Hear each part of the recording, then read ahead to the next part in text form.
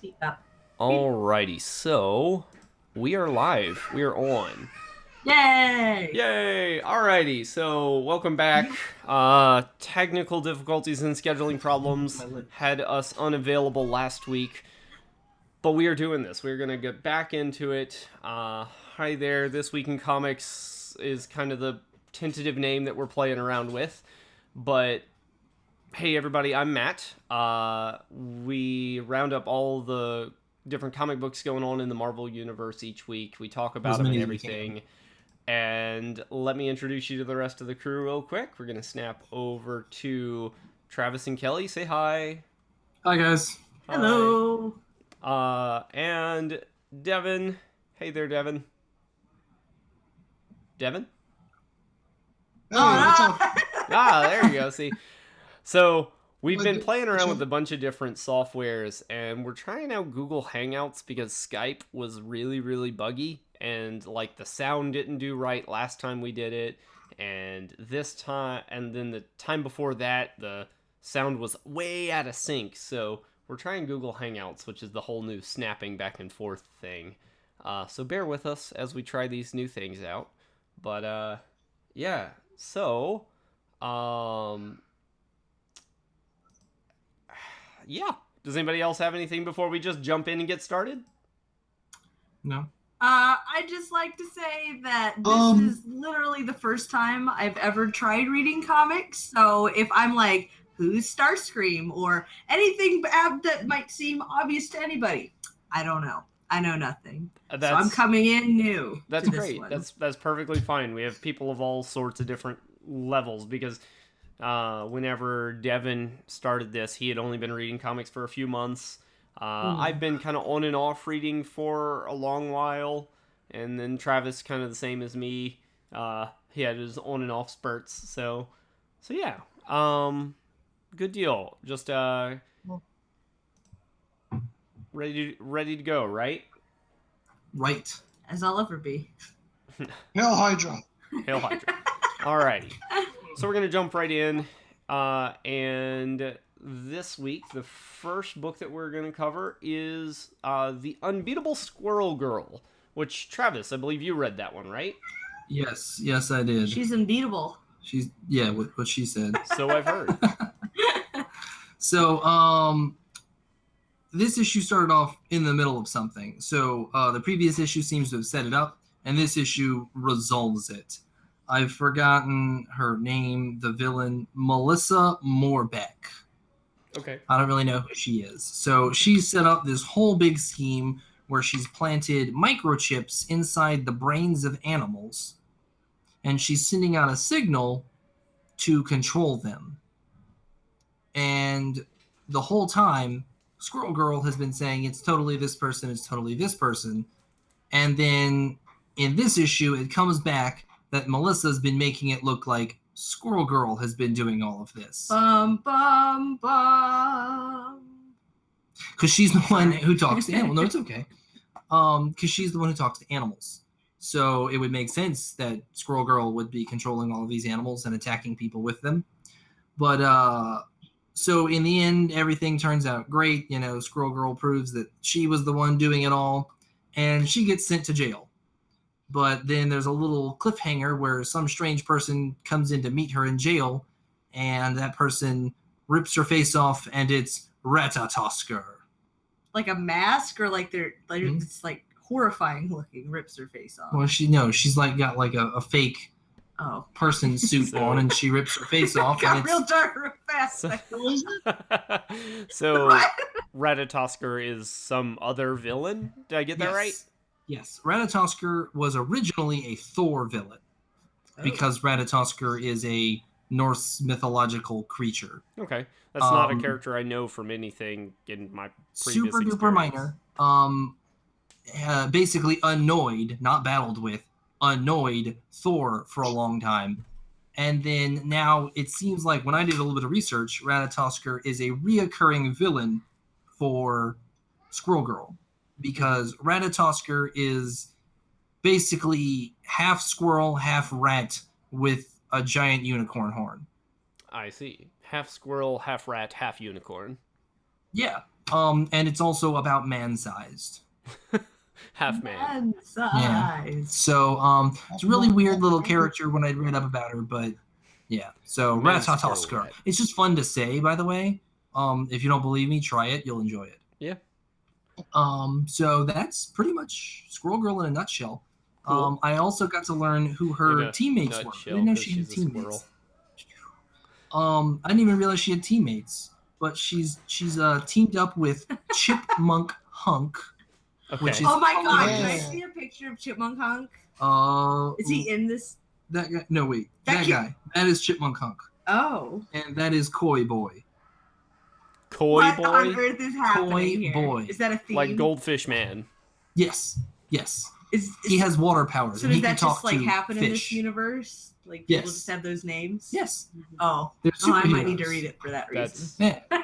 that's amazing. So her team is Koi Boy, Chipmunk Hunk, Squirrel Girl, and an unpowered, tech savvy, very intelligent young girl as well. Got it. They are all college buddies because they're all in college right now. That's cool. Or they were. I don't remember. I read the backstory, and they either all were college friends and they're out of college now, or they're still in college. I'm not sure where I am in the story. Right now, I don't know how she could keep up with her studies and save the day. Well, she did at one point. There's Whether always she's time still for doing it now. crossovers. Anyway, so that's Squirrel Girl, as I said, in a nutshell. All right, Ah. good deal. Ah, Get it? ah, Get it? ah. A nutshell because Yes. squirrel, right? Alrighty, guys. Well, I'm gonna go ahead and jump in next. I read X-Men Gold #4. So after the last issue of X-Men Gold, the X-Men team had bumped into kind of the end of this story where they were figuring out who had kidnapped the mayor and everything. So this time they went into an entirely different story. Now this team, the Gold team, has always been like that picturesque 90s team. But what would that picturesque 90s team be without Gambit? So they bring Gambit in. He's working, right? He's he's stealing I something. love Gambit. What's that? I'm sorry. I was doing something else for a short period of time, and then I realized, oh wait, he's talking about Gambit. He goes, And I love Gambit. I needed to express my love for the character Gambit. Right? So Gambit's working as a thief. He's trying to steal something. He doesn't really know who his client is. So after he steals it, he brings it to the client, and it turns out that it's I forget her first name, but it's Bolivar Trask's granddaughter. Bolivar Trask is the guy who created the Sentinels. Okay, yeah. So he That kind of means gets a little nothing. panicky and is like, oh, I don't really know about this. So it cuts over to the rest of the team, and Kitty and Rachel and everybody are off fighting another one of these throwaway gag kind of groups, the Serpent Society. They're a bunch of snake themed. It's one of those throwaway things, kind of like the Wrecking Crew. You'll see them pop up in a comic, and it's just that random. Oh, we need to beat somebody up here. Beat up the Wrecking Crew. Yeah, the Serpent Society. But what's really funny is the Serpent Society popped up in another book, unmentioned, but they popped up in another book later this week too. So let's see. They're beating up on the Serpent Society, and Rachel gets a telekinetic communication from Gambit, and he tells them what's going on, and that they kind of need to get over here and help. And they ask when, and he's like, now. So they do. Oh boy. The very last panel is everybody arriving and kind of seeing. The thing that he stole were these little nanobots, and they synchronized with this computer system that had Sentinel technology in it because Trask Industries, and yeah, so there's this new nanobot made Sentinel, and it seems really ominous and bad.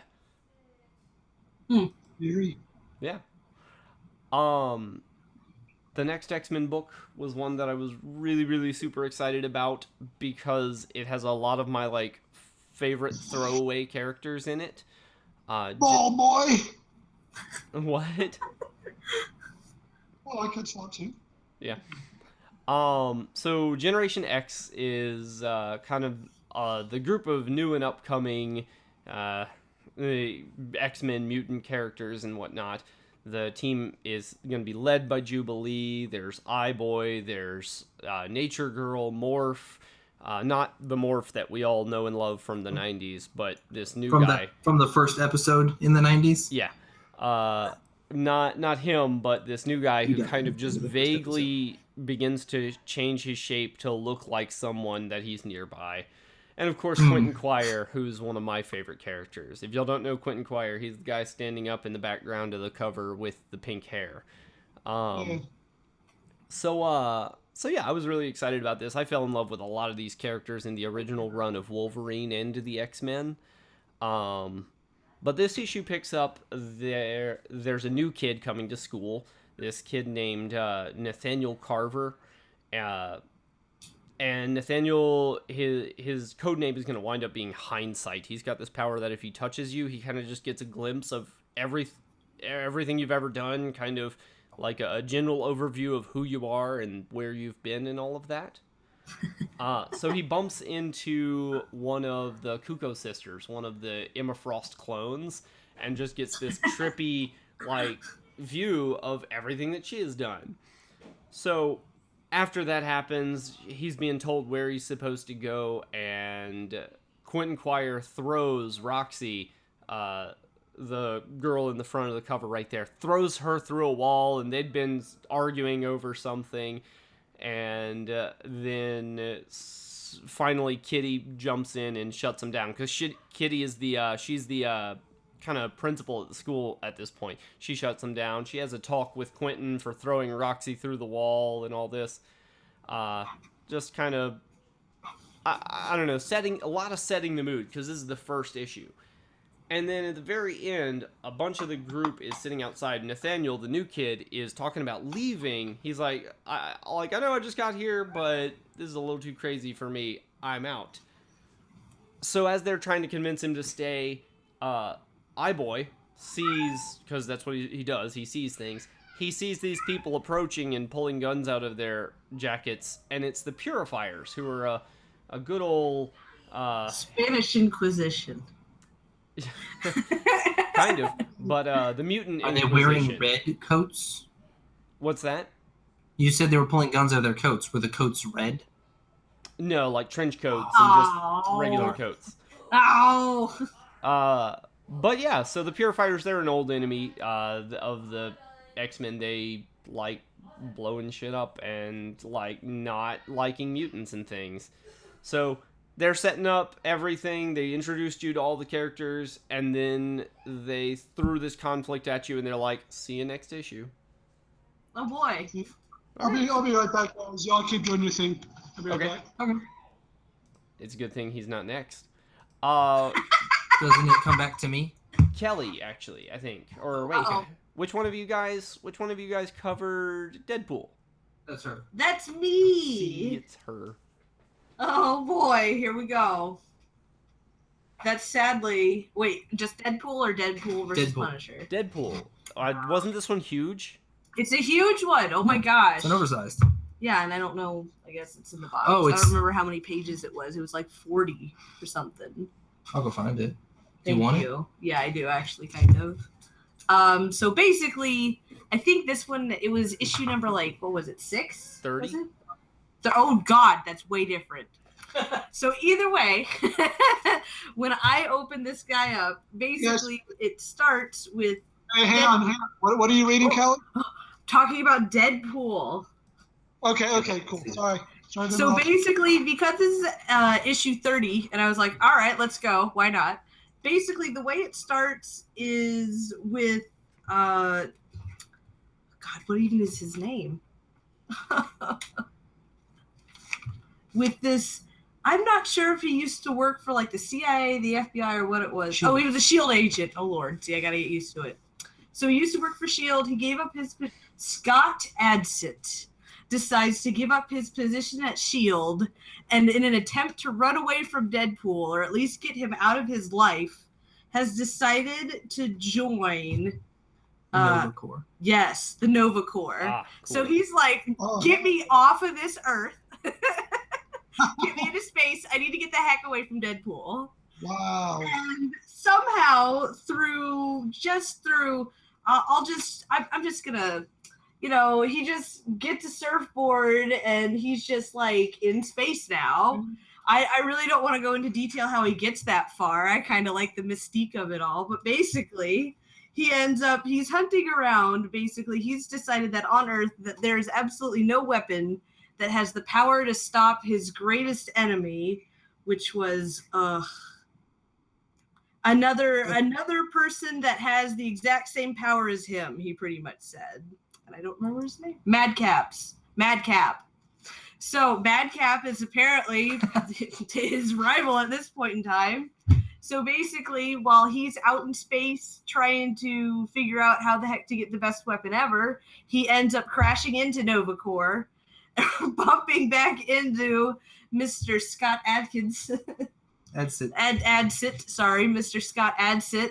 And he's like, please go away, leave me alone. And in asking him to leave him the heck alone, he lets out that Nova Corps has this amazing weapon that's like rumored to be in Nowhere, which I'm assuming would be like the same Nowhere as in like, wasn't that in Guardians? Yeah. Right, yeah. Okay, yeah. Because, like, basically, he's like, well, if you're flying into a skull of a giant space monster, you should expect this kind of stuff. So, yes, it's exactly that. And it's like outlaw land, anything goes, there's prostitutes everywhere, nothing PG rated or anything. And basically... Family-friendly show, guys. Yeah, pretty much. And through one reason or another, literally there are 3 or 4 different factions of people that for some reason or another want either Deadpool or this weapon that has been rumored like to have all these amazing powers. So at some point in time, like this, I wish I knew her name still. I still don't know it. I don't know that one. Yes, her. Okay, so she's an Asgardian. She's an Asgardian, and I'll look for it while you talk. So basically, an Asgardian, she's in there hunting around for that weapon because she doesn't want anybody else in control of it. Is it Lady Sif? She's got black hair. She's wearing a lot of red. Don't know if they all wear that. If it's any consolation, I don't really know any of the characters you've been talking about so far. The Guardian of the Galaxy? Is that what you said? Well, funnily enough, Rocket Raccoon even shows up because he's obviously a bounty hunter, so he's after Deadpool. He shows up, sees that Deadpool is in the middle of this giant, like, kerfuffle, and just literally turns around and goes, you know what, maybe this one's not worth it. Like that's how much of an all-out like just bar brawl this thing becomes. And then it escalates to a point where there's like some alien-esque creature that like clicks and everybody's calling it a cockroach. And then somehow, like, it lays an egg in Deadpool, and then it, like, comes out of his stomach, and then it starts shooting guns, and he gives it a little mask. And I'm like, what's happening anymore? Because this is the first comic I've read. And I'm like, what is this? It was Lady Sif. Yeah. And then who is this guy? I don't know. Because basically, he's the guy... Start to talk. Just keep talking. This guy, Travis will figure out his name. Monarch Starstalker. That guy.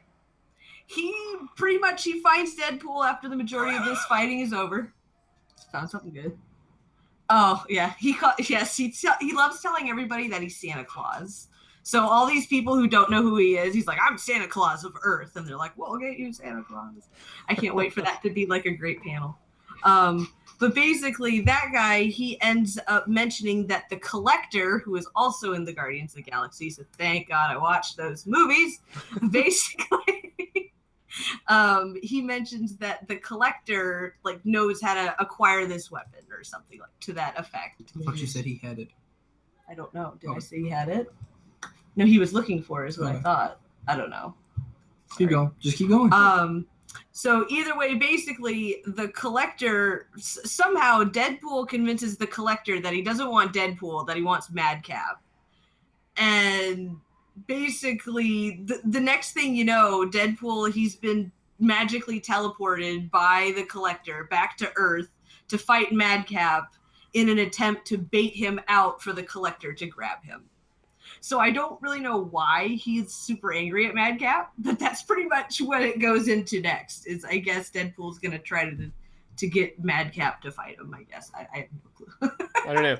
It's on issue 30, so it's obviously a deep story. And but it's amazing in terms of just like the comic fighting. The framing is amazing, and I love. I don't know. I love the artwork on it. It's really nice one. I like that one a lot. Yep. It was fun to read. I'll have to read that one later because it just sounds a little ridiculous. There's so much that goes on. Exactly. Yeah. So much happens. All right. So next, did you also read Deadpool and Punisher? Yes. Deadpool versus the Punisher. Versus Punisher. Yes. And I know that week the third one had come out, so I ended up reading 1 through 3 of that one. Cool. So you can give us a quick recap of the whole story. Yeah, so branching, and I read it about a few days ago, so things have bled together, but the whole general aspect of the first book was the Punisher, for some reason, I don't know why I'm already lost at episode 1, but the Punisher ends up fake killing the family that Deadpool has attached himself to. I'm really sorry for not knowing this family's name, but basically it's a mother and a son that he's like really attached to because an evil guy killed their father. I think the Punisher ended up killing their dad.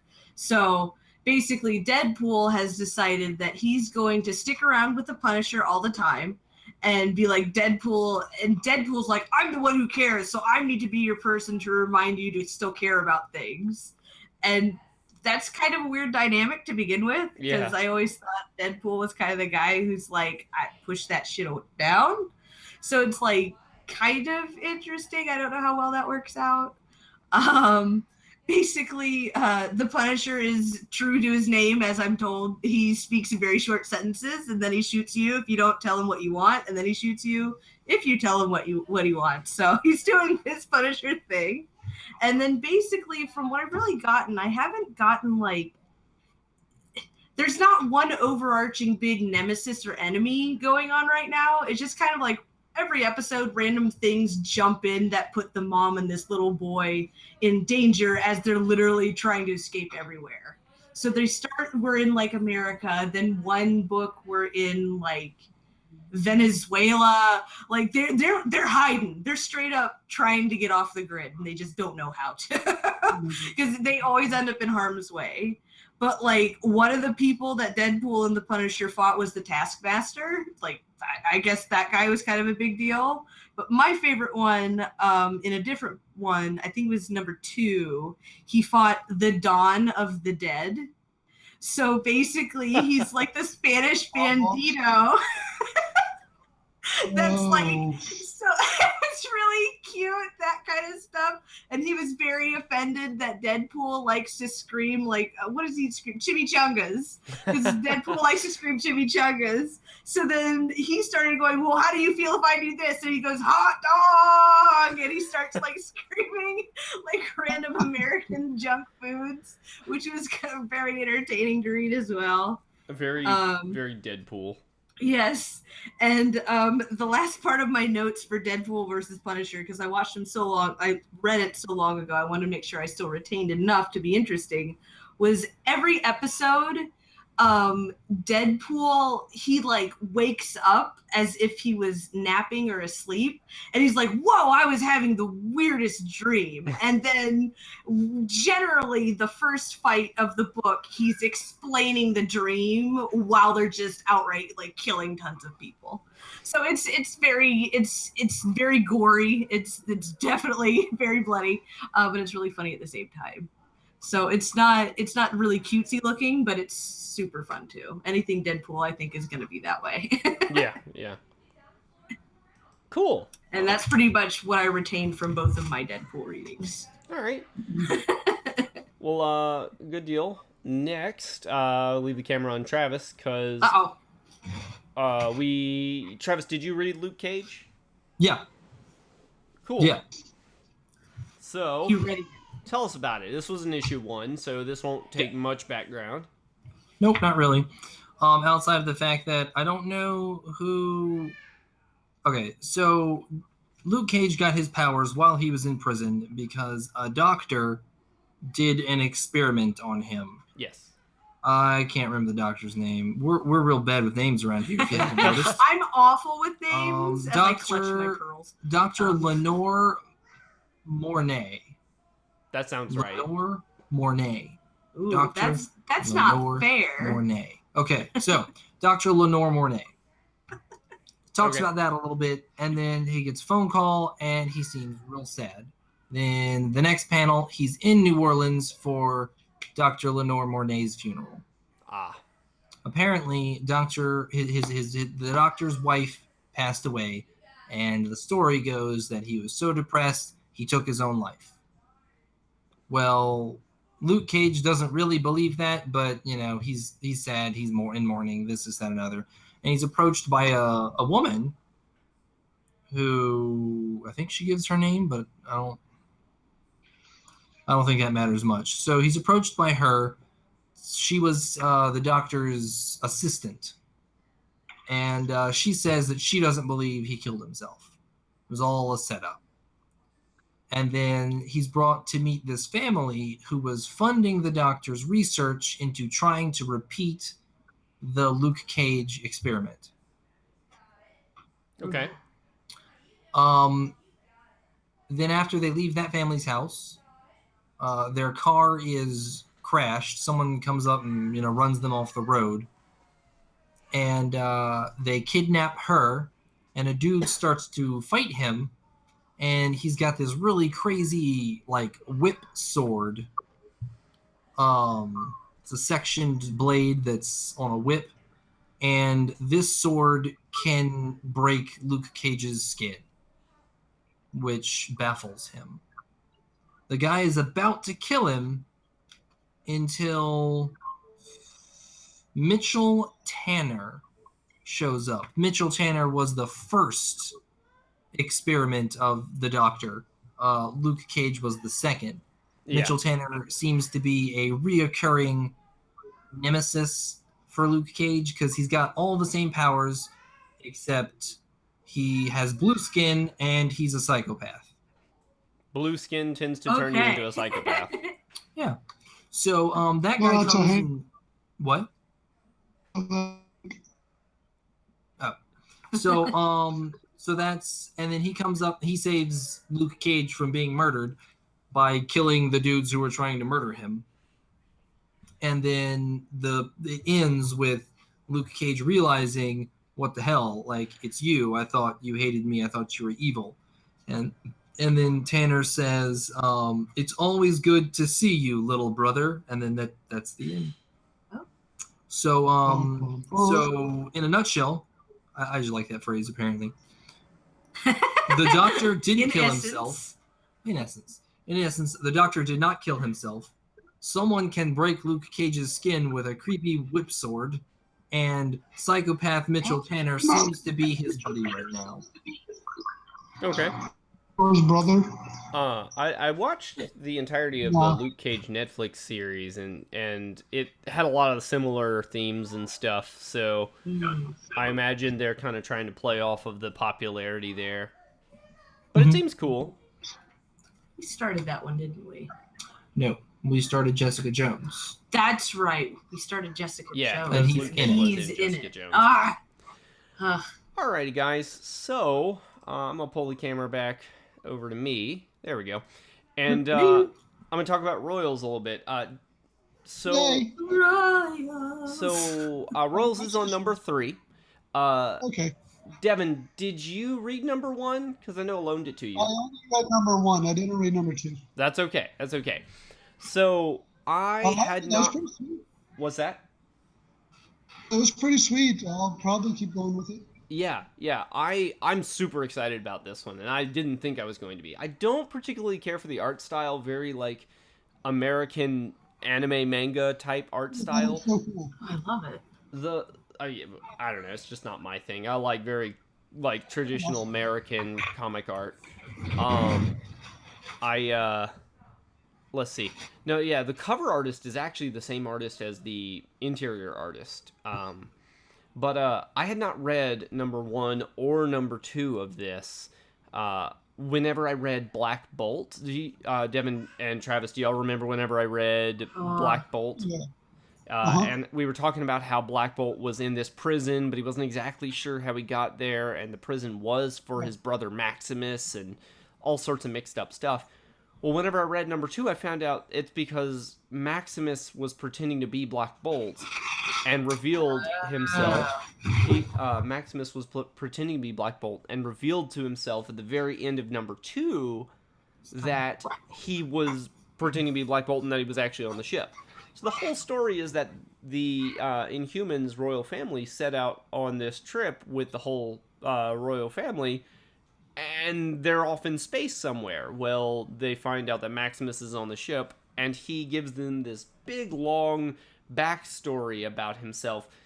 And there was a guest artist in this, so like half of the panels are done by this guest artist, and the other half are the same as the cover artist. And all the guest artist stuff is a like kind of overlook of Maximus's life, and he's looking back into the past and into the future and back and forth and all sorts of crazy stuff. Really cool. And I like that. Yeah.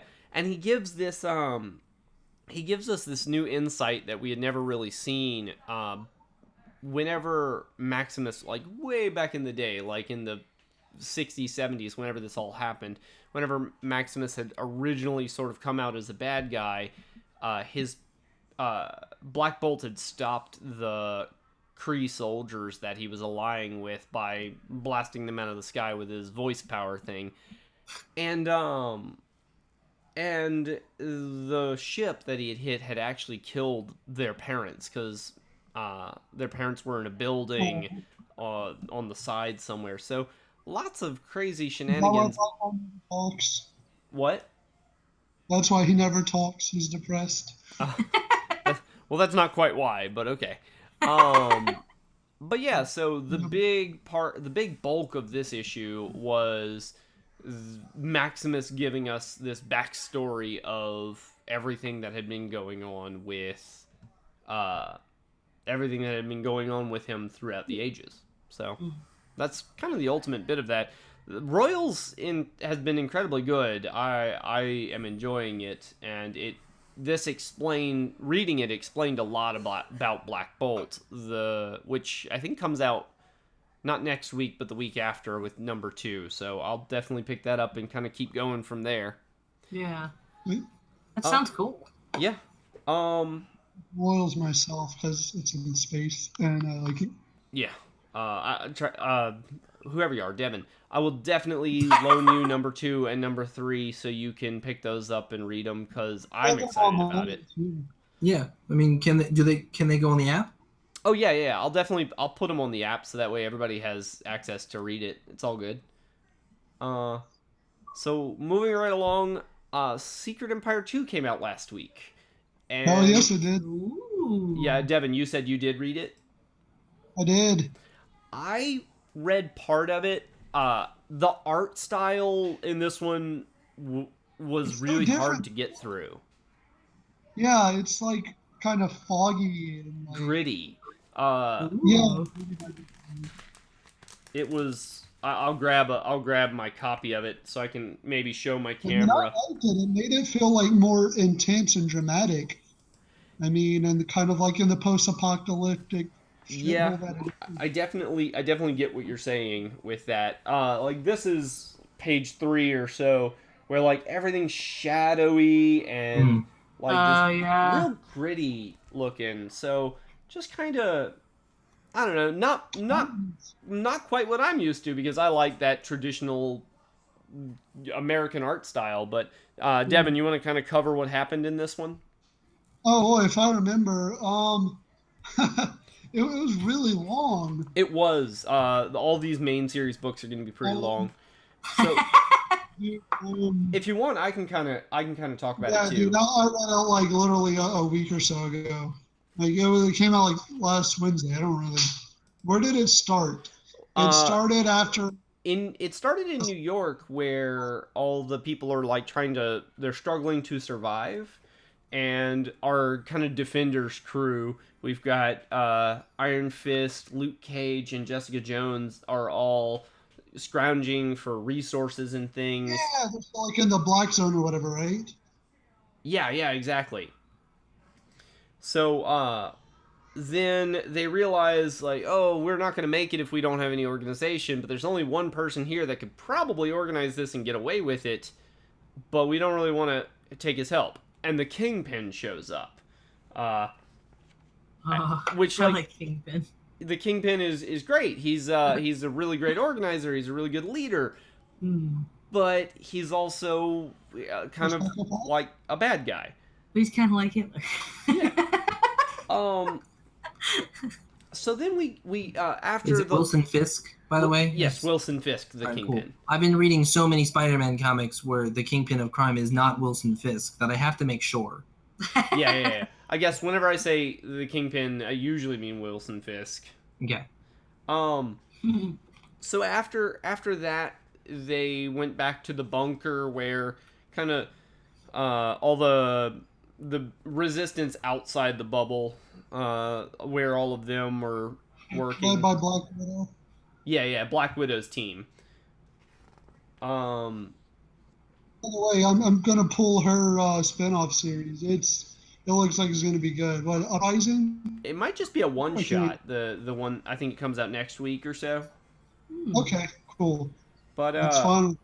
so after a good bit of drama and just kind of explaining away what's going on and how Hydra is making advances and taking over more and more of the country, the next big chunk that happens is that Hawkeye and Black Widow are discussing kind of everything that's going on, and they have this really intimate moment, and She knocks him the fuck out. exactly, yes. She punches him out because she has to go turn around and do something that she knows he would disapprove of. She has to do something that I'm looking down because I'm actually rereading the book, sort of. I know that feeling. This is one I didn't make notes on it because I really I had a hard time getting through this one. I blame the art, but it's also just I don't know enough of the story. Yeah, Oh. it's tough. Black Widow wants to be like really, really hardcore, like do what you have to do. This is an apocalyptic survival situation. We have to find Steve and kill him. Like there's no more moral gray area. We have to. And Hawkeye's, we might still be able to save him. Blah blah blah. And she's like, no, we're gonna go kill him. And he doesn't like that, so she knocks him out. Spider-Man and Riri, the new Iron Theme superhero. Oh yeah, I keep forgetting her name. Iron something. I don't know. Please don't be like Iron Woman. Ironheart. Ironheart. Ironheart, yeah. Oh, And I don't know. they're gonna go off with Black Widow, and it's a war. You have to. There's gonna Should be have been Iron Maiden. Hmm. That would have been awesome. Going out to try to kill Steve. Yeah, Metal Maiden. that's kind of Iron Maiden's an actual thing. Yeah. She should have been Metal Maiden. that's kind of what's coming. Las Vegas, they need to kill him. Yeah. After they blew up Las Vegas at the end of last issue. Literally kill like. Not like threw money at it, like blew it up. No, like they sent helicarriers over it and blew Okay, it they up. legitimately blow that Big up. blast to the Yeah, area. like Captain America killed tens of thousands of people. in Yes. Las Vegas. Oh jeez. And a heartbeat after that scene where she tells the kids that they have in the resistance that, like, welcome to the Red Room, which is where she was trained, the whole ballerina school where she turned into a Ballerina deadly assassin. She tells all of them, welcome to the Red Room. So she's going to turn these kids, these like junior superheroes, into badass assassins. A heartbeat after that is actually where the Serpent Squad pops up again. Yay! They're not straight up. No one ever actually says like that they are the Serpent Hello. I Squad, didn't know. but it's actually them. They're chasing somebody through the woods. Oh my gosh. Yeah, they're chasing somebody through the woods, and then the final panel, she's being saved by somebody, and it's this old man, and he says, "My name is Steve Rogers. I'm just trying to get home." Yeah, that was I'm thinking it might be some time travel shenanigans. Either time travel, dimension-y type shenanigans or Or something like They're that. clones. Whatever derpy plot device Marvel felt like using. Yeah, exactly. Basically, like, Marvel has this wonderful idea of, oh, Captain America has always been a bad guy. And they've dug themselves into this hole, and this is how they're going to try and get out of it is, oh, well, the Captain America that you know isn't going to be the Captain America that we all know in a few months. Bum, bum, Yeah, bum. more or less. Right? But yeah, guys, Secret Empire is really cool so far. It's really intense. I'm really liking Black Widow here, and I can't wait to read her spinoff. Either issue or series is going to be good. Yeah. Alright. Well, Devin. Yeah. Devin, if you want, we can go ahead and move on to Mother Entropy. I believe since we're covering 2 weeks, you have 2 issues of it. Yes. Okay, the last week's was pretty simple. So if we left off, the Mother Entropy came to our universe and is trying to find another Mother Entropy for our universe. She narrowed it down to 2 people. So last week. Are you, Oh, Matt? Are you getting a bunch of interference from his mic? a little bit. Devin, stop. Sorry, live show. It's we were getting, like, only parts of what you were saying. And a lot of buzzing. Okay, hang on. How is this? If I back away from the mic. It's a little better, but I think we were getting a lot of interference. We weren't getting we were lagging, I think, is the thing. Are you hardwired or are you on Wi-Fi? No on Wi-Fi. Okay. Do you know if you can get hardwired? Because that may improve the connection. I don't think I have that capability right now. That's all right. Okay. Well, things have, like, massively cleared up now, like, so maybe it was just. Let's try and run this. Just Maybe. Hold on. Renee said maybe I can. Oh, okay. while he fixes that up, do y'all want to kind of move on and talk about something else, or? Yeah, hang on. It's just this one. I was gonna say we could not change gears much, and she could talk about Groot. Yeah, that's a good point. We can lead off with Groot into the Guardian stuff. Kelly, are you okay with that? Yes. Is this the one that I didn't read the last page of? I think so, yeah. I Wait. somehow didn't read What? the last page. She thought she had finished it, and when I looked at it in the app, there was like this much left. Mm-hmm. Yeah, see? Oh, because you read it online. Okay. Yeah. Yes, I read it online. Yeah, oh yeah, I realized that in real life, I guess that's something that wouldn't really happen often. Mm-hmm. But I guess, yeah, so basically, Devin, do you want to finish yours, or do you want me to do Groot? Are you good? Go ahead, but can you guys hear me any better now? Yeah, Yeah, it's a lot little better. better. We can see how that works.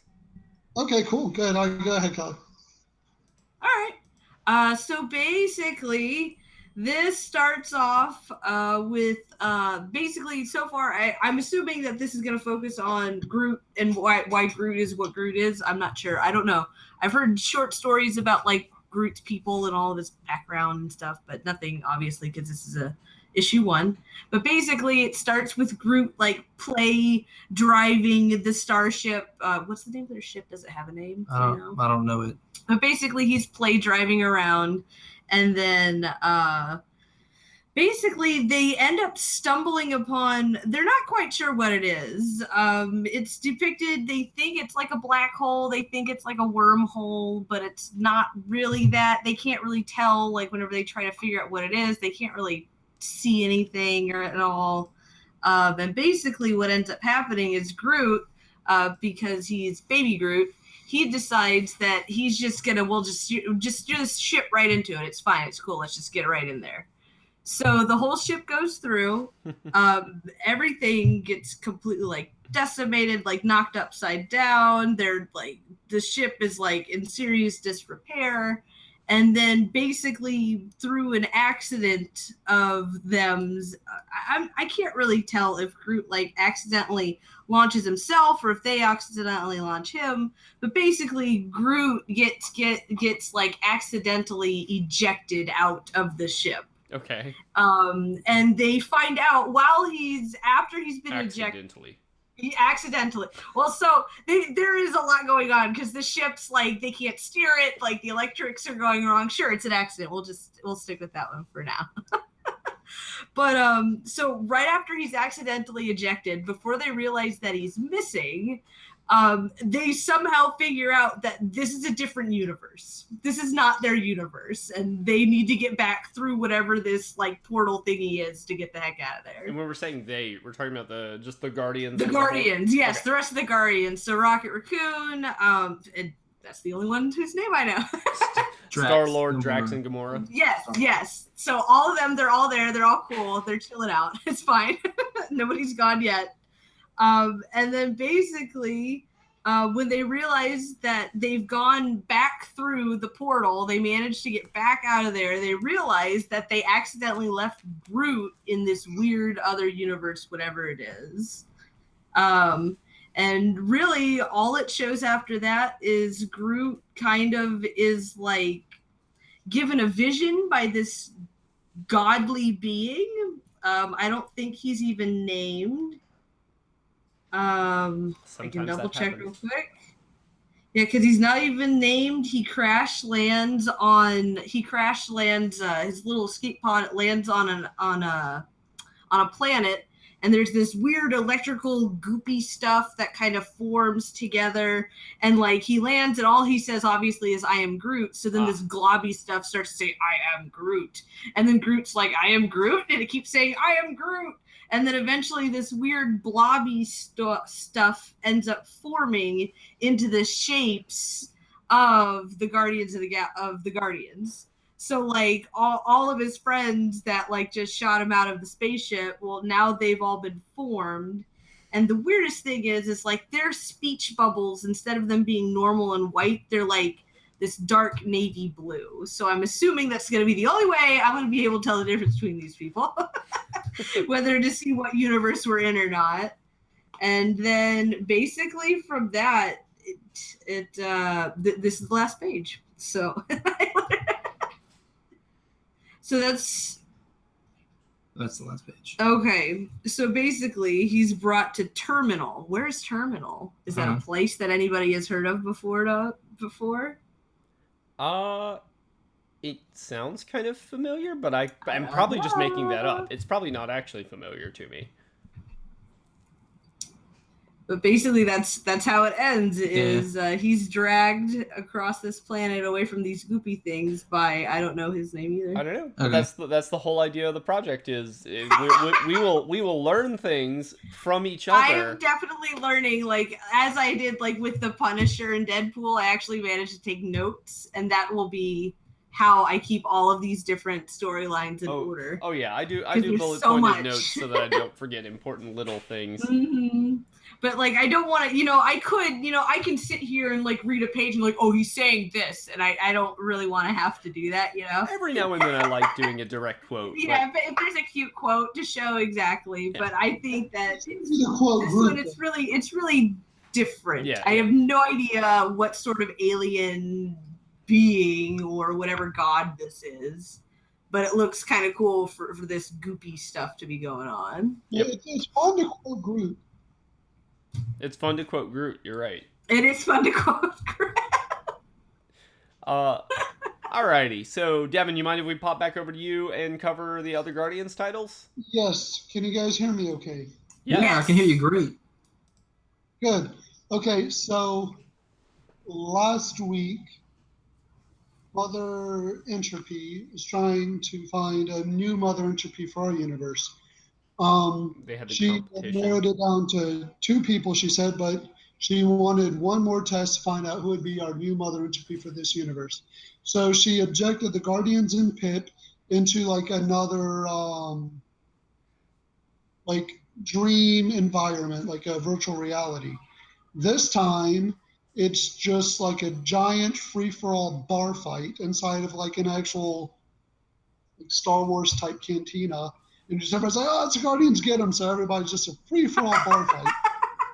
There's Drax and Gamora are kicking ass. Groot and their own. Rocket is whatever. Pip goes and hides under a table, and there's just like a bar fight for most of the issues. When they try to run out, they're like, okay, we got to escape. They run out one door and they come back in the other door, like Pac-Man physics. So they can't escape. They figure out Mother Entropy's guys and they have to fight. So eventually, after 20 pages of fighting, they're teleported out. Mother Entropy says, I've made my decision. The new Mother Entropy of your universe will be bum bum bum Pip the Troll. She said, in order to be Mother Entropy, it takes a certain degree of selfishness. So it was either between Pip or Rocket. So she narrowed it down to Pip.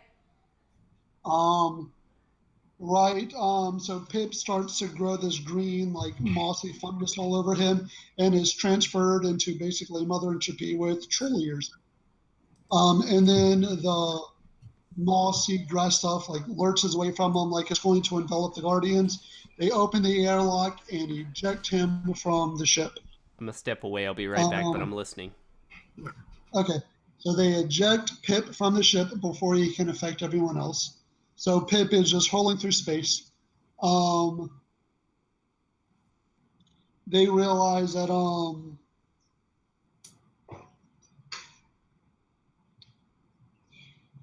Rocket has the green stuff on him, so Rocket's starting to transform into like basically a grass type moss monster.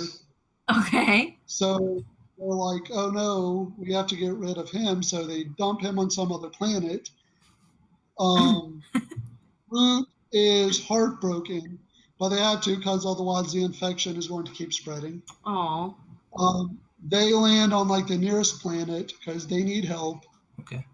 And the Gladiator, who is basically this big purple guy. I don't know if y'all know who the Gladiator is. Nope. Here, He's I a just big put the. strong He I looks just like put the he cover wishes up. he was the Hulk. I just put the cover up on there so that way the viewers can see. Okay. So they're like, oh, Gladiator, help us. We need your help. And he's like, no, actually, you guys are under arrest, which is how last week's issue ended. This issue, this week, started with basically Drax trying to fight the Gladiator and getting his ass kicked. Oh, the Gladiator's the guy on the right-hand side of the cover? Yeah. Okay, so this is like gonna be a crazy long throwback. Do you remember the I'm the Juggernaut Yes. video? Yeah. He's at the end of that video. Yeah. He's yeah? he's constantly involved with I think currently he's the emperor of the Shi'ar Empire. Oh my. Yes, I believe he is actually, because this took place on like Shi'ar Prime. Yes. Okay. Wow. And just I guess real quick, non-related-ish segue.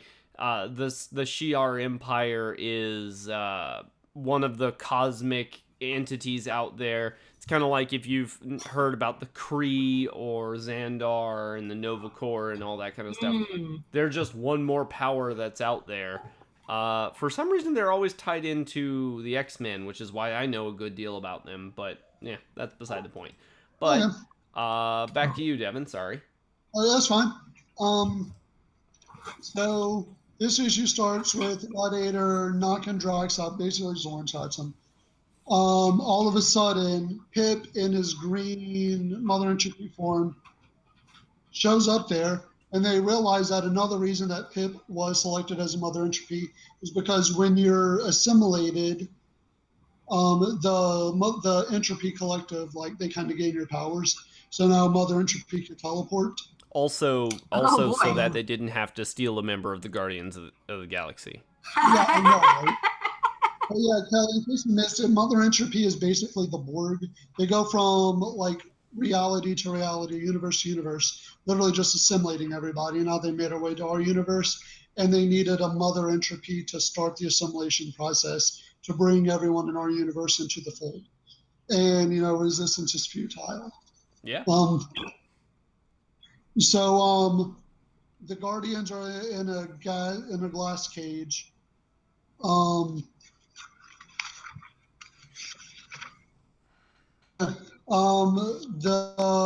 green grass starts to envelop the gladiator. He realizes he's about to be made into a grass monster.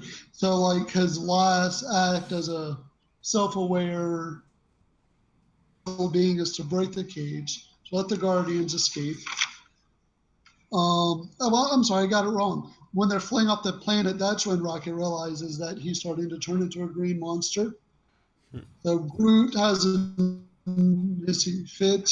They dump Rocket off on some other planet. They realize, so they take off with no real direction in mind. They're like, we just need to get the hell away from this green monster. They're like, oh yeah, he can teleport. So they land on, I mean, really, guys, this issue is just them going from planet to planet trying to escape the green grass monster. Okay. Teleporting to where they are. That's fine. And honest, that's a good enough recap. You don't have to give us a play-by-play of every panel. Yeah. They eventually dump Drax and Gamora off on another planet because they realize that's how Pip is tracking them, because Pip can lock onto their signature because they used to work together. So basically, the Guardians are kind of reduced to Peter, who can't be infected because of his mask, which is kind of dumb, and Groot because he doesn't actually breathe. And then it shows panels across the universe, like planet after planet after planet is being affected by everybody is basically just turning into these green grass monsters. Okay. And then the last panel here says Earth, people on Earth, people in Spartax, people in the Skrull Outpost. Just every relevant Marvel planet is starting to turn into these Swamp Thing looking dudes. Then lastly, Groot says, well, he says, I am Groot, which Peter interprets. So let's go back to Shi'ar Prime. Maybe there's something we could do there. And then there's a sad picture of Rocket as a green grass monster. No. Oh!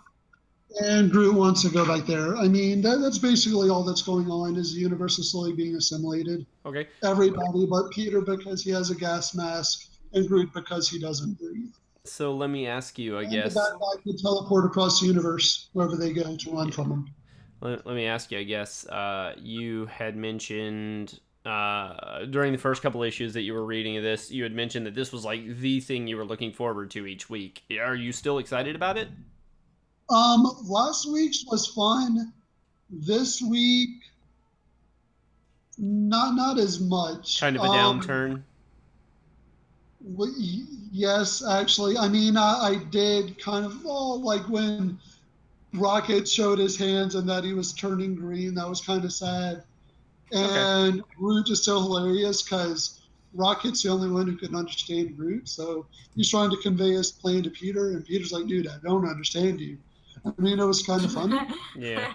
But I mean, they could have, I feel like they could have probably had this story without being a film comic book. Without what?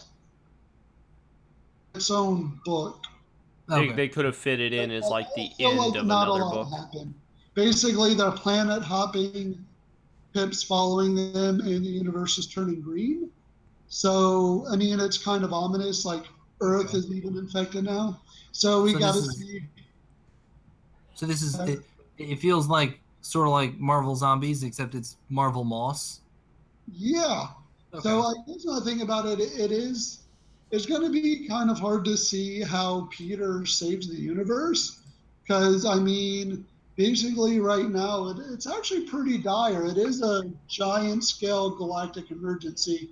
And we're kind of screwed right now. So Peter literally has to save everybody. or Yes, find they someone are the who Guardians of the Galaxy. Yeah, so actually, it might not be as boring as I thought. Yeah. Just because it is a galactic scale pandemic. So Yeah. we'll see. We'll see. And I think next week is the last issue. I think they're only doing, well, it's called The Bitter End. Yeah, it's either 5 or 6, so I don't know. Travis, we're going to go ahead and keep going. You've got Ben Reilly's Scarlet Spider up next. Yes, I do. All right. So, last week when I talked about Ben Reilly, he met the issue ended with him meeting that woman whose name eludes me again, Cassandra or Melisandre or something silly like that. I don't remember. This one starts up with her still pointing a gun in his face, threatening him. And he decides to taunt her, and when she shoots at him, he's got, not only does he have super speed, but he also has spider senses, so he just dodges the bullet, spider webs the gun away from her, and points it at her. And he's like, yeah, no, I don't think so. So her bodyguard goes to beat him up, and he's like, dude, why would you try? I'm just going to shoot her if you do. Yeah. So he stops. So they come to a small sort of consensus, and she takes him down to meet her daughter, who's still sick in bed, covered in like sores, and like her skin is falling off or something. The moment Ben touches her, I said Peter because they keep calling him Peter for some reason. They think he's Peter Parker, I don't know. Yeah. So the moment he touches the little girl's hand, she wakes up, which, like, the doctors said she'd never wake up again. So now he has the mom convinced that he can heal her. Great. He knows that he can't. Great. But he told her that, with enough money and time and research, he can. So she's giving him money and funding him right now, but we don't know to what ends. Then, after this, it cuts back to Kane, who's tracking him. So I'm not entirely sure still where this falls in his timeline, because his scars are back. But when he was in Houston for the Scarlet Spider, they were gone. So I don't know. I think I missed something with him. Okay. But he's still tracking him. But we know he's not the old Kane because he's not like murdering people and burning their face off with his fire hand. He can like burn people's faces with his hands. I don't know why. Yeah. But he can't. And he's not doing that. He threatens to torture this one lady because he acts like he's going to waterboard her.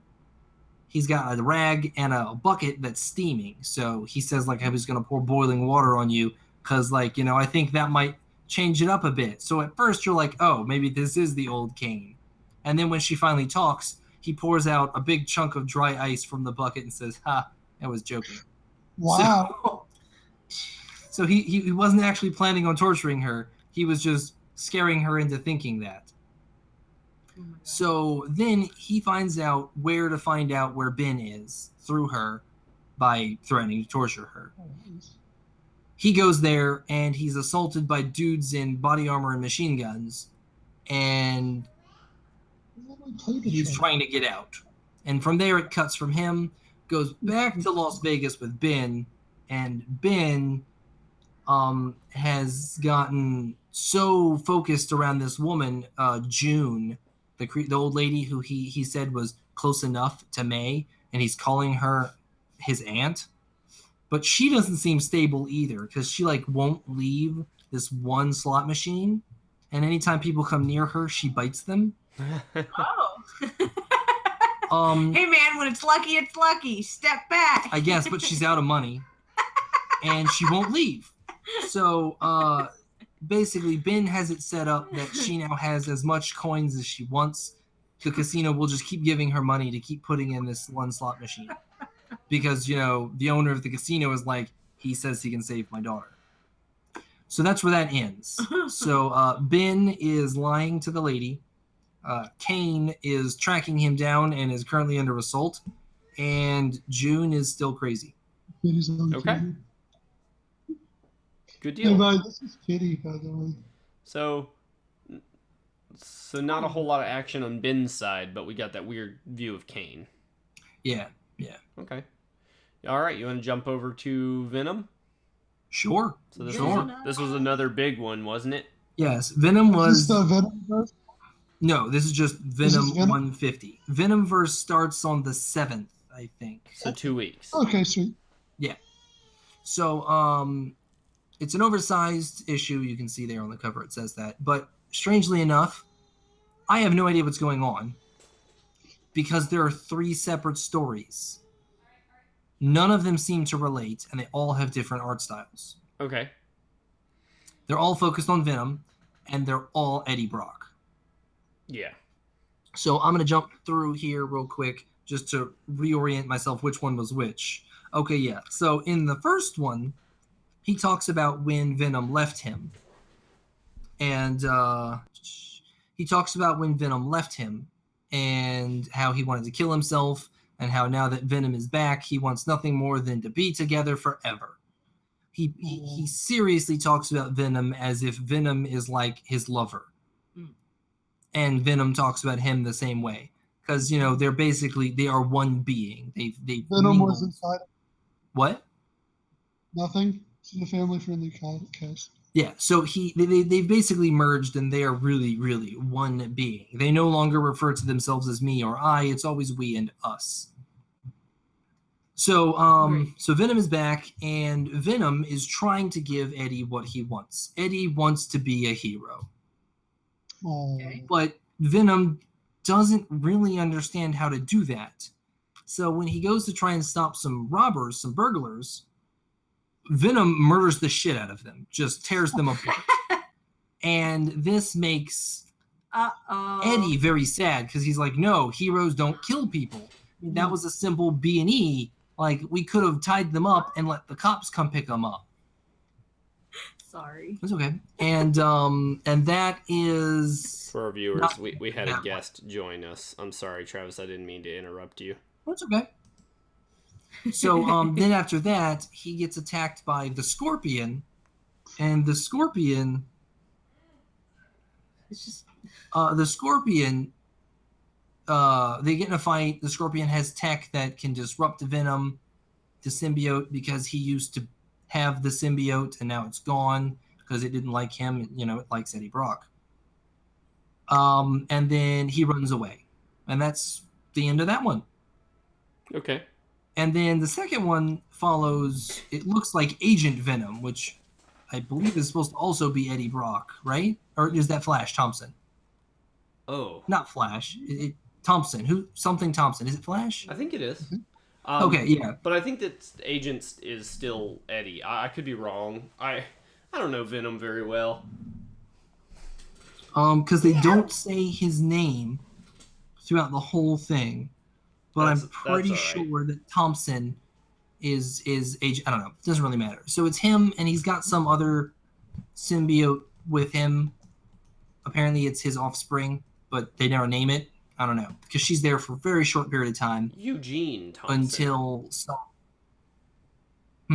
Eugene Thompson? Who is nicknamed Flash. Oh, okay. There you are. So, So he's with a girl who has another symbiote, and I don't catch her name. They never say it. But she goes off to do her own thing when he's attacked by a dude in a robot suit, who once again has sonic disruptors that injure the symbiote, which runs away. Yeah. And so the rest of that is him looking for the symbiote until the very end, whenever Thompson starts to realize that what the symbiote was communicating to him was originally, pain and fear, and it slowly become anger until it shows the symbiote attacking and melding with a hobo. Okay. So just some random little hobo. Yep. And then the third one goes back to Eddie Brock, and it seems to be the same exact conflict as the first one, except Eddie Brock is okay with the murder. So Eddie Brock is trying to be a hero, and Venom is giving him the strength to do that. But in doing so, he's murdering these robbers. But in this one, the only difference is that, like I said, Eddie Brock, he doesn't seem to mind that he's murdering people. Oh. Right up until the security guard who he saved from the robbers turns on him, calls him a monster, and shoots at him. Mm-hmm. So then, he says like, "Oh, I thought I was, saving you, but no, you're just as bad as those other people, weak and scared." And he murders the security guard. Oh gosh. Then this woman sees him and says, "Monster!" And then Venom says, "Correct, madam, but now he will not harm you." Oh my gosh. Because Venom thinks he's talking about the security guard. So, and that's that one. So it was 3 short issues. They compiled into one oversized. It was a lot of fun. It was like 3 one-shots, but they sold it in one book. I guess. I thought about picking it up. That would cool, but cool. I feel like one of those 3 is the main storyline, or maybe they all are. I don't know. I'm gonna continue to buy it, and we'll find out more soon. Yeah, I don't know. Oh, you like the Alrighty. I really like that one too for that. Well, good deal. Let's see. I just love that one frame where he's saying, I am going to go ahead. "No longer harm you." This one right here.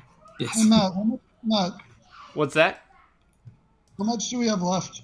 Oh, let's see. Do we need to start double timing? Probably. 1, 2, 3, 4. Wait, 1, 2, 3, 4, 5-ish. 5 books. Oh Lord. Liam, go in the other room. Okay. It's all, and honest, it's all me mostly, and I can bullet point some things. I think Kelly has 1 more book, and I have 4. Yeah.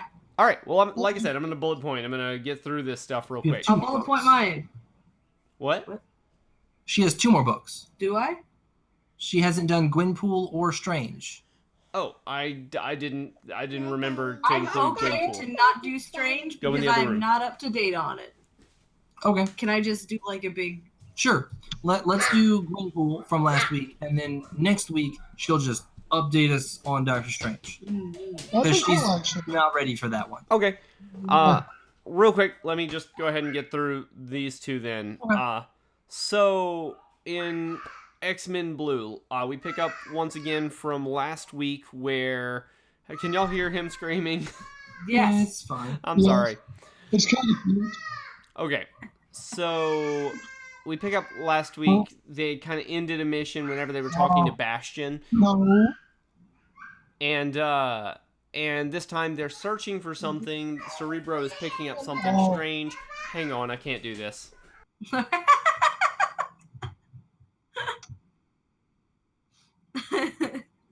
Sometimes bedtime doesn't line up right. Yeah.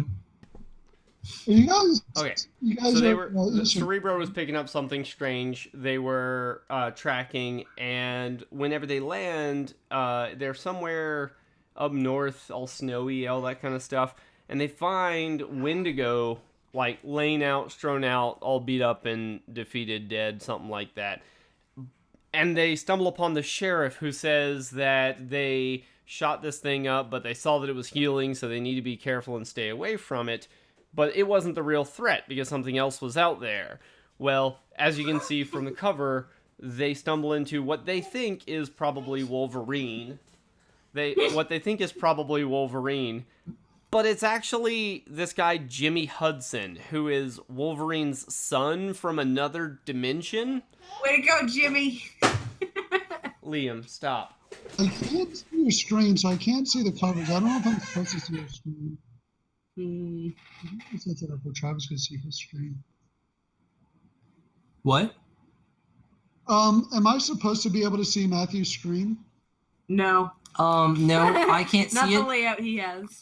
We've got my computer over here with the stream running, and we're on Kelly's computer. That's the only reason I can see it. That's why. Okay, fair enough. Sorry about that. No, it's He okay. was being so good, and I let him in here thinking he'd behave. No.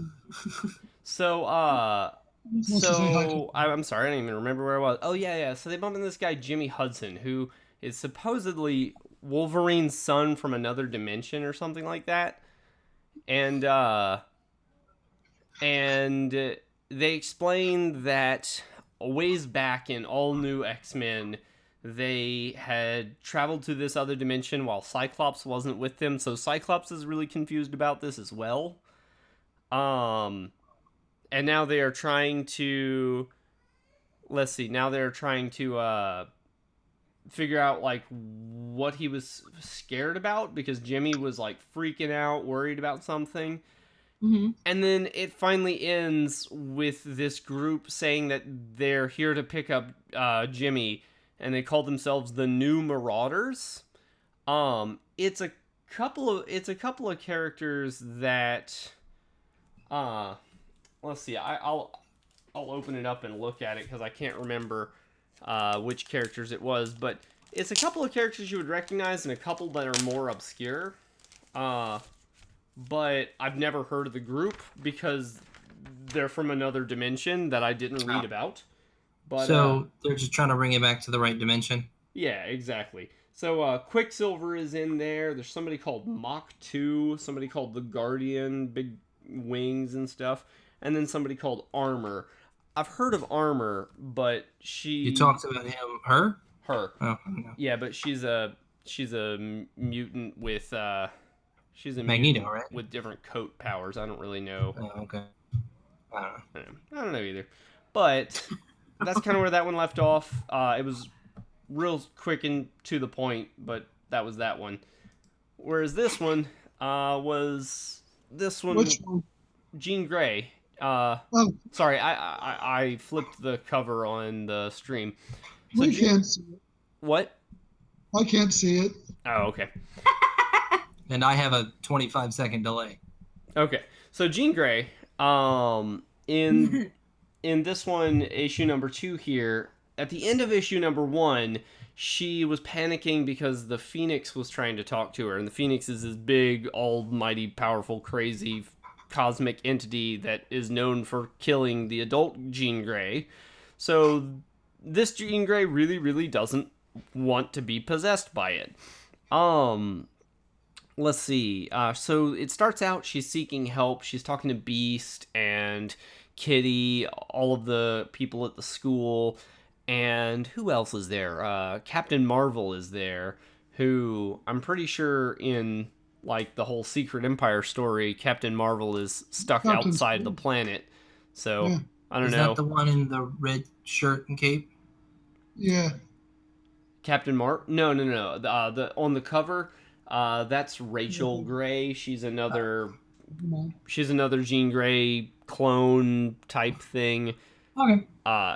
Yeah, but she once was a Phoenix host, so that's kind of where we go from here. After Beast and all the other people she was seeking help from kind of call her crazy because they can't track the Phoenix anywhere nearby, she goes and Jean tracks down all of the previous Phoenix hosts, which include Colossus and Magic and Rachel Grey, Quentin Quire, and Hope.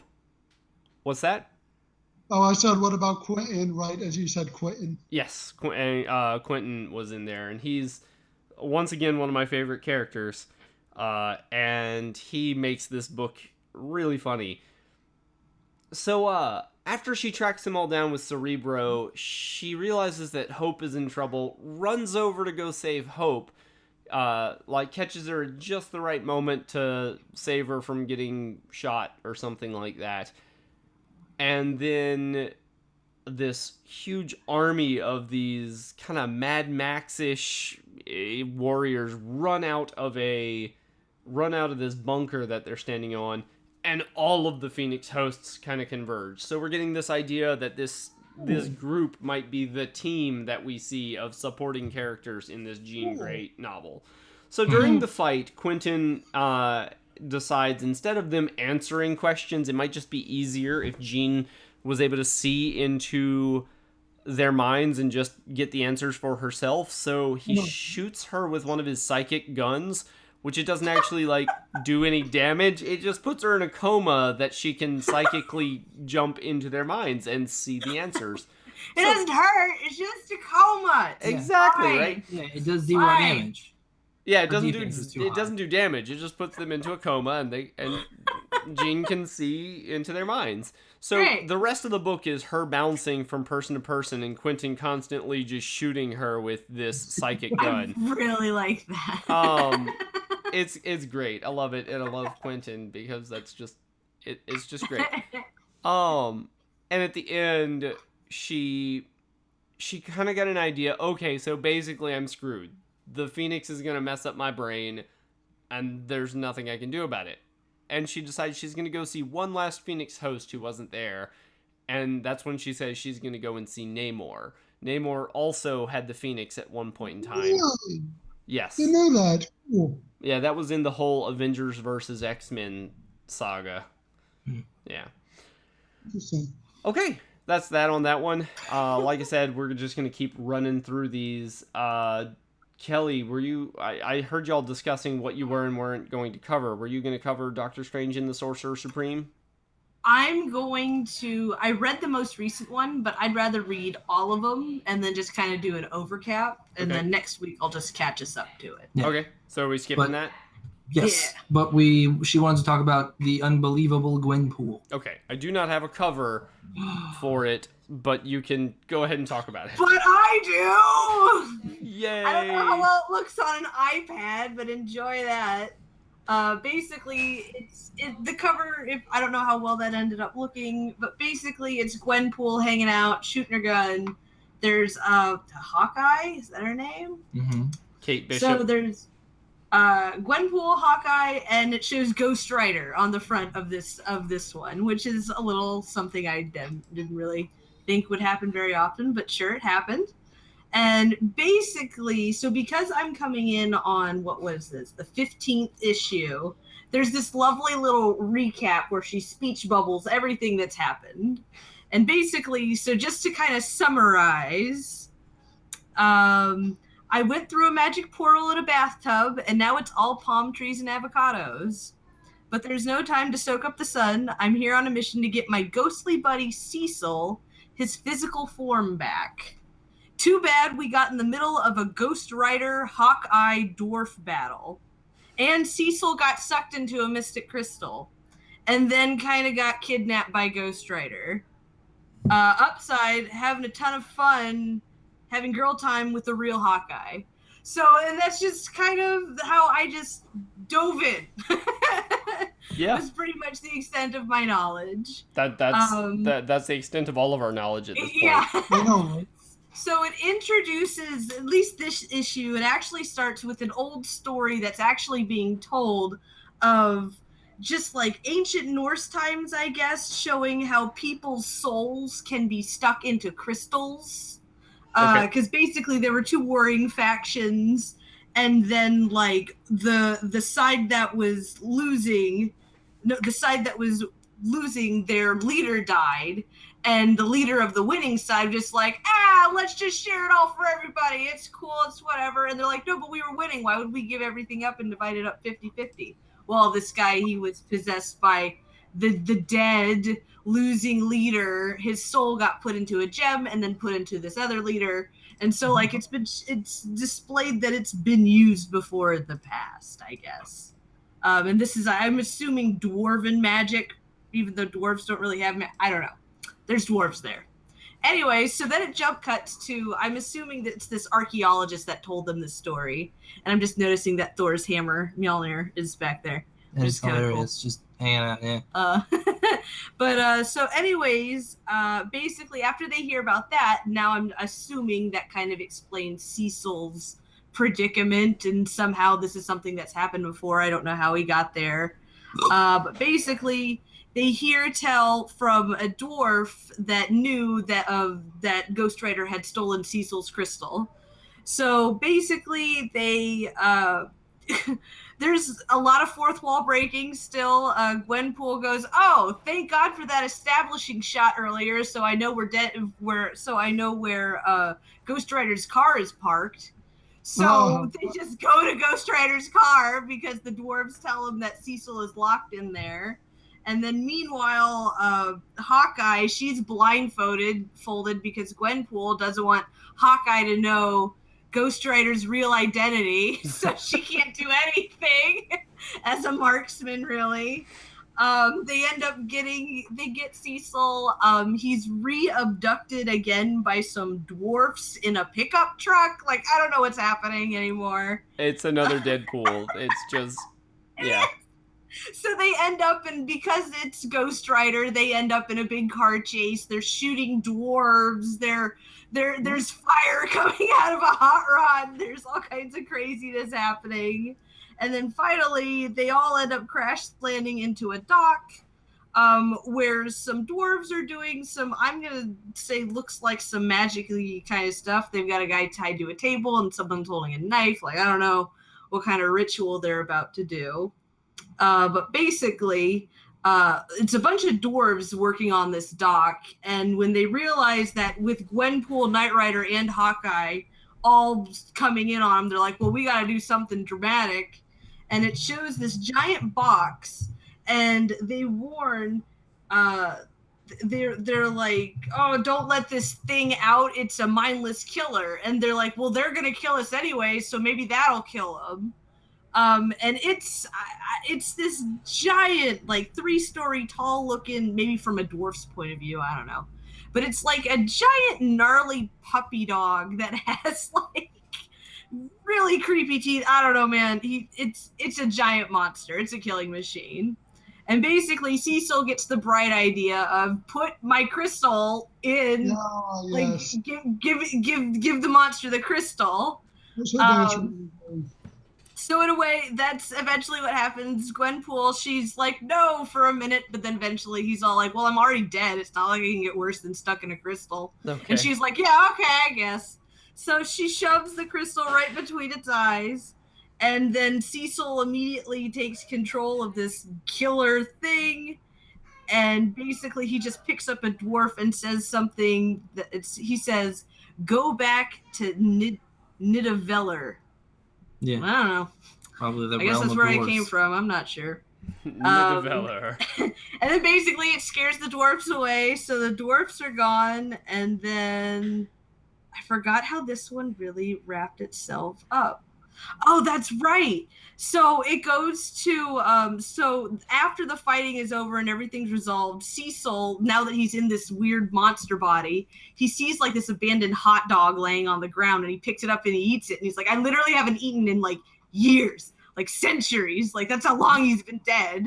And everybody's like, oh, that's gross, why would you do that? And he's like, no, man, that tastes amazing.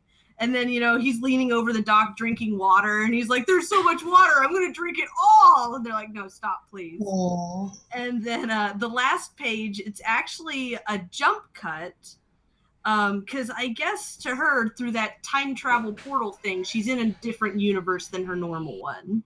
And basically it says, this universe has copies of some people that also exist in my world.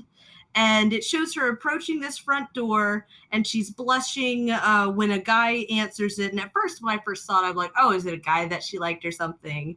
But actually, she ends up saying that in another world, you're my brother. And I don't know if you know me or not, but like you were my brother in another world. And then it ends with him saying, Gwen, you finally showed up. So I don't know, it's her brother. It just says to be continued. Oh, okay. So I'm not sure, like, who, I don't know. So maybe in this universe, like, she ran away years ago and maybe died. So now this is maybe not dead her from a different universe. Pulling some weird Rick and Morty stuff. But other than that, like, that was pretty much Gwenpool, number 15. It was pretty interesting. It's different. Alrighty. Well, good deal. Let's see. I've got only 2 more books to work through, unless I missed somebody else's stuff again. Nope. Okay, so just my 2. So, Okay, well, what's that? I gotta go. This took way longer than. Yeah, it's because we're covering so much. We're covering 2 weeks worth of material. Well, Bye, Travis. Okay. Thank you. See you. Sorry, guys. He's got to get ready for work. That's all good. All right. So. Full shirt, bro. All right. He said he liked your shirt. We'll be fast and we'll wrap this up. No problem. Okay. So into the Inhuman stuff, we have Moon Girl and Devil Dinosaur. This was actually a really good issue to start on because it's the beginning of a story arc, and I did read the first 5 or 6 issues of this. I bought the trade paperback that has it in it. It looks cute. It is. It's this really like goofy art style kind of, but not distracting the way that I complain about a lot of art styles. So Moon Girl, she's like an 11-year-old girl, and they reference to that she recently proved that she's the smartest person on the planet, but they go through kind of the same things that they went through in the first couple issues of it, that she's this super intelligent little girl and her parents just don't understand her. She doesn't belong in regular school, but she's in just public school in New York City. She's way too smart to be in these classes. So this issue, she's tracking something on a radio and she hears this voice of somebody claiming to be Ilya. And Ilya asks for help. She lost her father and she's all alone and she doesn't know what to do. And so Moon Girl sets out and she builds a spaceship and she's going to go into space and find Ilya and save her. The spaceship, what's that? By yourself. Build the spaceship by yourself. Yes. Yeah. She's the most, like I said, she's the most intelligent person on the planet. She's fine. She's with got unlimited funding. I never said she knew how to weld, but I mean, she's gonna build it. Right? So. I know, right? So she's in her lab building. I'm sorry. Could you imagine a girl trying to a little girl trying to master welding in a week to build a rocket? Yeah. They show her welding it together and stuff. So. Oh my gosh. Okay. This is a good one. I'll have to put this one online so you guys can read it. Yeah. So she builds the spaceship just big enough for her and Devil Dinosaur. Devil Dinosaur is her pet dinosaur that her inhuman power is that she can switch brains with it, sometimes not on purpose. Oh, cool. Yeah. So she could fit her family or a dinosaur. Her dinosaur. Yeah. Yeah, her dinosaur. So she builds the spaceship, and the whole while she's building this, I don't know why, but she has Dr. Doom's head in her lab. Okay. And he keeps spouting off oh, you can't do this. You're not talented enough to do all of this. He's just trying to demotivate her the entire time. Aww. So she builds this spaceship, and she and Devil Dinosaur set out. They go into space, and they're tracking it down. They find the coordinates, and they track down where Ilya was, and they land on this planet. They're hopping around, and they can't find her, but they're constantly in communications with her, saying, I'm right on top of you, I just don't see. Well, that's because she is the planet. Oh my gosh. So if you see the cover, yes. The cover says that this is where the saga of Girl Moon starts. Okay. It's which in the beginning she was talking about she lost her father, and we just had the Guardians of the Galaxy movie where Ego was a big part of it. Ego is the living planet. Spoilers. Yeah, I didn't spoil anything. His name is on the cover. Okay. So if you never read it, for me, I had never read or knew anything about Guardians, so that was I guess the buildup was pretty obvious for me. But if I was younger, I might not have got it. Okay. The whole thing with Ego and the movie is another story, but I'm speculating that Ilya might be Ego's daughter, maybe. Ooh. Because she mentioned she lost her father, and she's a planet. Well, she's a moon. Would it semi-explain why she has his head? Why I'm she sorry, has It sounds like the Doctor Who. Yeah. All right, and that's really all that there was to this issue. Oh, okay. It was pretty straightforward and stuff. I'm gonna skip Mosaic. It's another Inhuman story, but I'm not entirely caught up. I read this issue and I read the first 2 issues, but I'm still kind of confused. So that's exactly how I feel about Doctor Strange. I'm gonna cover Mosaic another time. The last issue that we need to talk about real quick is Secret Warriors. Secret Warriors is kind of it's the companion story to the Secret Empire. It is an Inhuman story. Devil Dinosaur too. Yeah. It's because Moon Girl and Devil Dinosaur, they're part of the team. What's that? You said something, Devin? Yeah, aren't they on the cover? Yeah, they're part of the team. So I looked, and the 5 issues of Secret Warriors are each going to showcase one of the different Secret Warriors. The cover from last week showed Quake. This week it shows Lunala, Moon Girl, and next week it's Miss Marvel, and so on and so forth. Okay.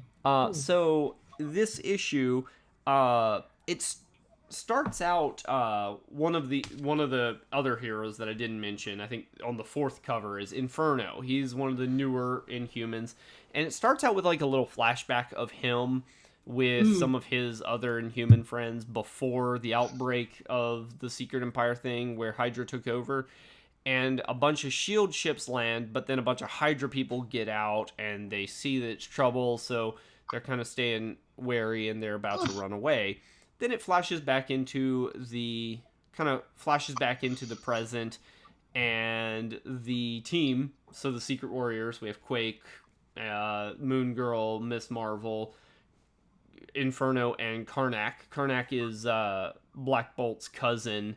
If y'all remember from last time, he was in prison and they busted him out. But the team steals a car and they're going to drive cross country looking for the one person who can help, who is with the X-Men. That's what Karnak told them, right? So they real kind of jump through this pretty quickly, but they roll up onto an ambush that Hydra had set for them, and it's actually the Howling Commandos. The Howling Commandos are a SHIELD, like, special ops force kind of thing, but because SHIELD is Hydra, they're Hydra now. So Dum Dum Dugan and a whole bunch of people all attack everybody. There's this big brawl, and it seems like the Secret Warriors team is going to win, but then Man-Thing steps out, and Man-Thing, he's, like, appearance-wise, I know you might recognize Swamp Thing from DC comic books. He's real grotesque and stuff. I don't know a whole lot about him, but he just grabs a hold of Karnak and Moon Girl, and they're just incapacitated. So it flashes back to Inferno. Remember, he had his flashback earlier, and it shows this quick scene of him running away from a bunch of Hydra agents who were capturing his friends back before everything went to shit. Okay. And now he's actually standing up for his friends. So there's that little dichotomy there.